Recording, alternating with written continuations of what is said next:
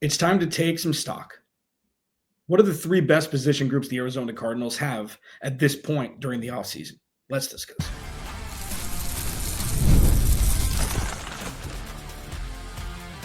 You are Locked On Cardinals, your daily Arizona Cardinals podcast. Part of the Locked On Podcast Network, your team every day. Cardinals, Alex Clancy here. Follow me on Twitter at Clancy's Corner. Follow the podcast at Locked On AZ Cards. Thank you for making Locked On Cardinals your first listen, free wherever you get your podcasts, and on YouTube, part of the Locked On Podcast Network, your team every day. Please go to the YouTube channel, search Locked On Arizona Cardinals, hit that subscribe button, turn notifications on, man. You know the drill. Everydayers, unite. I'm never going to say that again. That is my solemn promise to you. I don't know where the hell that came from. Today's episode of Locked On Cardinals is brought to you by the Game Time app. Download the Game Time app, create an account, use code LOCKEDONNFL for $20 off your first purchase. Terms do apply. What time is it? Game time. Okay. So this is what I want to do. I've got guest week lined up, 5 fantastic guests. Starting out Monday of next week with the incredible Mina Kimes, friend of the podcast. Have had her on a couple times over the years. She comes on in the graciousness of her heart, and we always have a great conversation. So that'll start off Monday. Have some draft guys, got some local guys. It's going to be fun because I will be on a beach somewhere. So I wanted to give you some content, to pick the brains of other people in the space, whether it be the national space or local. Whether it be through free agency, roster building, or the draft in and of itself with some deep dives into drafts. I'm here for you to cover all angles while I'm gone. Now, what I want to do over the next 2 days is kind of take stock of where the Cardinals are roster-wise. We talk about their 3 strongest groups right now. Tomorrow will be their 3 weakest groups. And it's loosely defined. I think the Cardinals are pretty good pretty much everywhere going into the draft. So kind of splitting hairs here at times, but I think it's just fun before the draft. We're kind of at that time of year where it's like the day after, it's like between Christmas and New Year's where nobody knows what day it is or their name or what to do with their hands. Ricky Bobby, we don't really know. That's kind of where we are between free agency, like the first brunt rush of free agency to the draft at the end of April. It's kind of where we're at. So I think this is like a nice little exercise. So I think first, the strongest position group the Cardinals have is tight end. And the reason why I put it at number 1 is because he's a top 3 tight end in the league. Trey McBride is. And they have it set as such, roster-wise, drafting Tip Reiman out of Illinois and having Elijah Higgins there, that Trey McBride doesn't have to block as much as he did his first 2 years in the league. He can just kind of be a Travis Kelce. He can just kind of, not to the extent of Jimmy Graham. He won't be that, that vanity tight end ever. He can block. He's got the George Kittle comp still like he had coming out of Colorado State. That's where it's at. He's kind of the new age version. And when you look at the camaraderie between he and Kyler Murray infusing into Drew Petzing's offense, a run-first offense that saw him have over 100 receptions, over 1,100 yards, and the touchdowns will come. The dude's a bona fide tight end 1. He's going to get paid. He's going to be an Arizona Cardinal for a long time. You'd expect him to be an Arizona Cardinal at least until the age of 30. That's where it kind of gets weird, where it's like, okay, let's see where the roster's at. Obviously, you want him back. Is there any sort of rift? We're 5 years away, so we don't necessarily need to think about that. But it's not just him. I know the Tip Reiman pick, when the Tip Reiman name came up, the Cardinals had 4 third-round picks, okay? So it was kind of like an F them pick, or it was like the FU money picks where you have so much, it's like, why not? Because when you look at the construction of run blocking and pass blocking, having a blocking tight end is important, okay? It's kind of a new age fullback. And while Tip can go out and catch passes, adding guys who block for the quarterback or block for running backs is always important. But the one for me that tipped it over the edge, and no pun intended, I'm an idiot. That's why I said tip. That wasn't intended. Elijah Higgins can be the Isaiah Likely. he can be the Isaiah Likely. And I'm curious to see if they implement him more, not as a focal point of the offense naturally, but dude can run routes. Dude is fast. Dude is big. Dude is strong. Dude did a rock star sliding across the stage on his knees, playing lead guitar catch to make the catch against the Rams with Kyler Murray, Steph Curry turnaround before it was caught. He can do it. And at this point, as I'm looking at the wide receiver room, as I'm looking at just what the skill position players are on offense, and really trying to decide like what my thoughts are naturally on how close they are to just being ready to rip. If you look at the full length of who's taking snaps, if you give me a little more juice with Michael Wilson, Greg Dortch, and Elijah Higgins, they've got every single skill set type necessary to formulate a powerhouse offense. You know, Trey McBride is the elite. He's the top. Elijah Higgins, let me put it this way. And this is why I have tight end number one. Say Trey McBride gets knocked out. Say Trey McBride wasn't on the team. Let's just put it that way. Say he retired from football and he just wanted to go live on a little tugboat, you know, in the Virgin Islands, you know, outside the Virgin Islands. Let's just say. Doesn't exist. You put Elijah Higgins there as tight end one, I think he would surprise some people. I think that a lot of times in the NFL, people are hired to play a role. Those people take that role because it pays well and, you know, you like the culture, you know, whatever it may be, and is never really asked to do everything that they're capable of doing. And I think that's a situation with Elijah Higgins. I don't think it's something where it's like, oh my God, the Cardinals offense is struggling because they haven't unlocked the true potential of Higgy Bear. No. What I do think is the Cardinals have much more talent in the pass catching room collectively than they're utilizing. And I think it's become a hindrance to unlocking the true potential of the offense. And that's why I'm in the camp, I could be alone, be lonely, but I could be alone, that they need to just throw the ball more in 2025. They've got weapons, man. And it's not just the top-heavy nature like we've grown accustomed to pretty much forever when Larry Fitzgerald was here. And obviously outside of the Anquan Bolden years. Trey McBride, Elijah Higgins, yeah. The strongest position group the Cardinals have. Because collectively speaking, compared to other tight end groups in the NFL, the Cardinals have a top 5 at worst tight end in the league. So naturally, that would be the strongest position group the Cardinals have on their roster. Quarterback next. Why wasn't quarterback first? Because it's not. Okay, I'll discuss next. Locked on Cardinals, your team every day.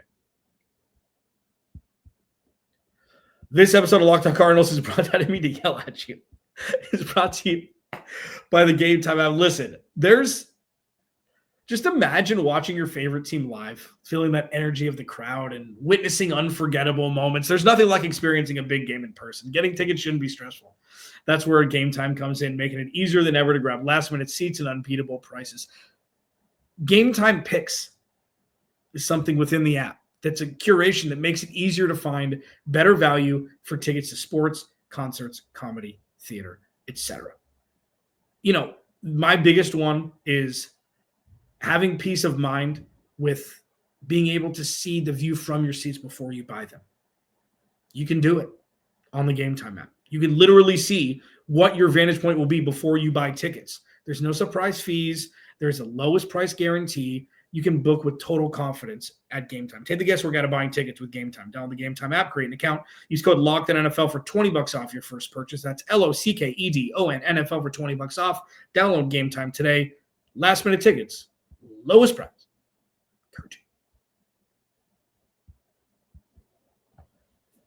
And I know it's okay. Quarterback is always the most important position. I think Kyler Murray is a top 14 quarterback in the league. Why wouldn't Kyler Murray be first? Oh, you love Kyler Murray. Why wouldn't you put him as most? Trey McBride is a top 3 player at his position. So that's the strongest position group. Quarterback is second.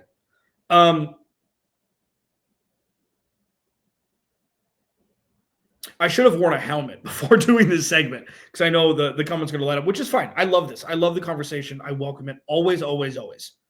Whether it's somebody who agrees with me every day or somebody who disagrees with me every day. I love it. It's not, I don't try to get a rise out of people, man. I give my honest opinions on things. Sometimes I look good. Sometimes I don't. But you know that they'll be spewing it out of my big dumb face. Kyler Murray, Jacoby Brissett. If you put just as a collective them against the starter and backup from each of the other 31 teams, obviously taking more weight in the starter than the backup, I would put them as a top 13 group. That leaves 19 other teams who have a worse situation than the Cardinals, which means the Cardinals are in a better situation with the most important position in football than 19 other teams. And if Kyler Murray, for some reason, were to get injured, you have a guy who could produce 75% of what Kyler Murray can do, at worst. Strong. The offense is set as such. To be a crutch is the wrong word. To be a great complement to a quarterback throwing the ball with the run-first attack.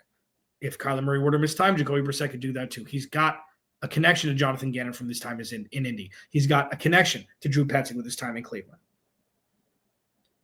This is as stable a quarterback room the Cardinals have had since Kyler Murray's come over, been drafted. And with what I think and project Kyler Murray to do in 2025, obviously with the tweaking of the offense to kind of highlight more than just Trey McBride and James Conner, I think they're in a really good spot, personally. Obviously, this is the year. We're going to find out. But from the good that we saw last year, especially the good that we saw between Kyler Murray and Marvin Harrison Jr. specifically, when it was good, it's like, oh, man, there's no ceiling for this. This is going to be great. And it wasn't the first quarter against the Rams. It wasn't that. Those were 2 broken plays. Those were 2 feel-out plays by 2 exemplary players at their given position. They didn't even know their names yet. But that first ball from Kyler Murray to Marvin Harrison Jr., where he tiptoed in the back of the end zone, I think it was called incomplete first and then a touchdown, because it's like, oh, how is he making that catch? It's there. The crossing route against the 49ers on 4th down to keep the drive alive went to Marv. Timing route, complete. The drag route from left to right the other time in Miami for the touchdown, where he tiptoed towards the near pylon to get in the end zone. Another ridiculous catch by Marvin Harrison Jr. Like, that was there. There's not going to be regression there. Now it's on Kyler Murray to make what I've called since 2019 the oh my God moments not more prevalent, but not necessary to save a game or to save a drive. What will move the quarterback room to number 1 on this list before next season is not Kyler Murray's ceiling rising, but his floor. And that's the thing that I'll be discussing a lot throughout this offseason is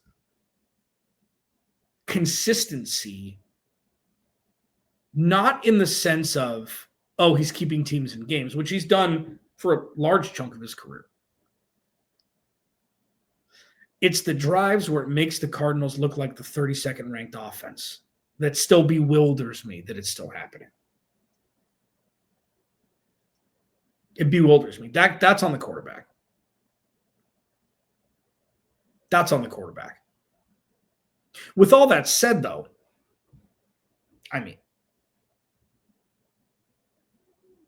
the Cardinals quarterback room is solid. Jacoby Brissett's going to be great for this team.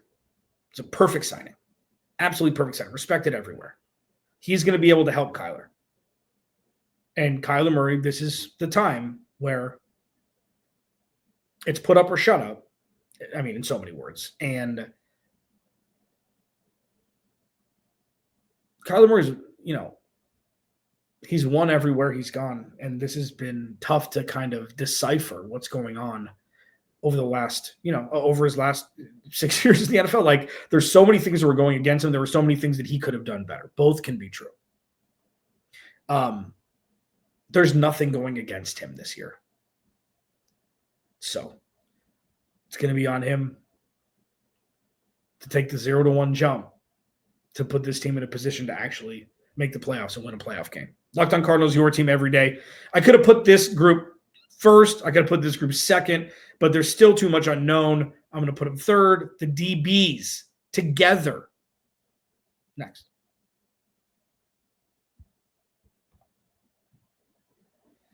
Now, this is the group I'm most excited about going into 2025. I am just salivating to see Garrett Williams, Max Melton, Budda Baker, and really Taylor-Demerson on the field together. And we'll see what happens with SMB. We'll see if they draft an outside corner in the first or second round. We'll see what happens in free agency if they want to bring somebody in. I don't know.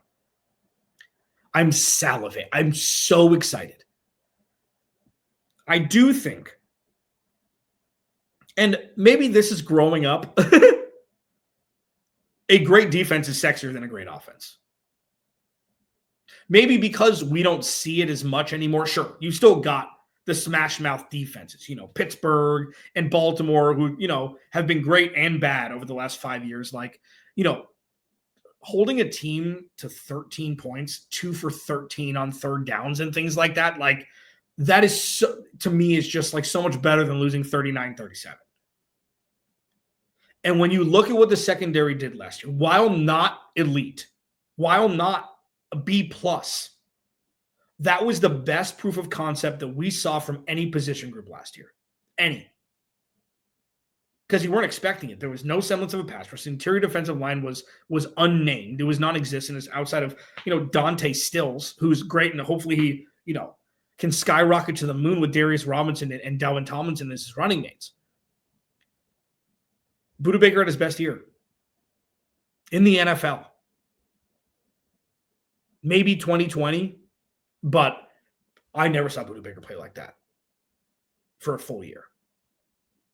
And I think that shows the growth from the cornerback room. And I think that shows the proof of concept necessary. Input pass rush, input any sort of interior pressure. And that secondary doesn't have to defend for 4 seconds. They may have to defend for 2. The opportunities that could be abound with Mac Wilson flying around. Like, imagine Nick Rallis not having to only put together blitz packages that included Mac Wilson and Budda Baker and Garrett Williams. Now you've got Baron Brown. You've got Josh Sweat. You've got DT in the interior. Bijah Ojulari is coming back. Darius Robinson's coming back. Dante Stills is going to be there. Like, maybe, and then say you draft a pass rusher at 16 who's ready to rip week 1. Like, that secondary is going to eat. And the one fascinating thing to me, and I don't know what the right answer is yet, hasn't been enough sample size, hasn't been enough of a lot of things. I don't know what the strong safety position is going to look like. I don't know if this is what I don't know. If there's a malaise or just not being bored with, but being more excited about the new with Taylor-Demerson. He and Jalen Thompson play a very similar game. I don't know if Taylor-Demerson is a better football player at the NFL level than Jalen Thompson is yet. That's what you don't know. And I think that that's normal. And I think that this is part of just the entire process, man. And it's exciting and it's fun. And the Cardinals win either way. If you told me that Daedrian Taylor-Demerson and Budda Baker are both Pro Bowlers next year, I would be like, okay, that makes sense. If you told me that Garrett Williams was all pro in 2 years, I'd be like, yeah, okay, I can see that.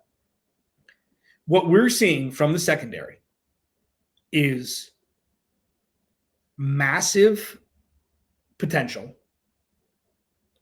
and a huge and expedited shift from nothing to precipice of great. From Marco Wilson to precipice of great. And you throw Starling Thomas in there, who's the kind of the unsung guy here, and that's my apologies. Elijah Jones from Boston College was injured last year, and he shows depth. We'll see what happens with Sean Murphy-Bundy. We'll see if they draft another corner. Like, the more that I think about this, and the more that we talk about just this roster and what they should do at 16, the more we see mock drafters, the smartest ones in the game, mocking a corner to the Cardinals.